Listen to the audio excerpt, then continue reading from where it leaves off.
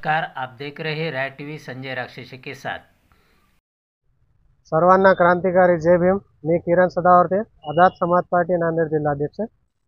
आम्ही आज जिल्हाधिकारी साहेबांना भेटून जे आता महाराष्ट्रामध्ये व भारत देशामध्ये जो अल्पवयीन मुलीवर रेप करून त्यांना निर्गुण हत्या करण्याचा जे प्रकार मोठ्या प्रमाणामध्ये वाढलेला आहे व याच्यावर आपल्या देशामध्ये जर कठोर कारवाईचा कायदा नाही आहे व त्या पीडितांना न्याय मिळण्यासाठी खूप जास्त कालावधी लागतो व याच्यामुळेच आरोपींचं ध्येय हे वाढत चाललं आहे व हेच यांना कुठंतरी आळा घालण्यासाठी आज आम्ही अशा प्रकारे निवेदन दिलं आहे की 30 दिवसाच्या आतमध्ये आरोपीला फाशीची शिक्षा ही झालीच पाहिजे व त्याला याच्या व्यतिरिक्त कुठलीही शिक्षा म्हणजे त्याला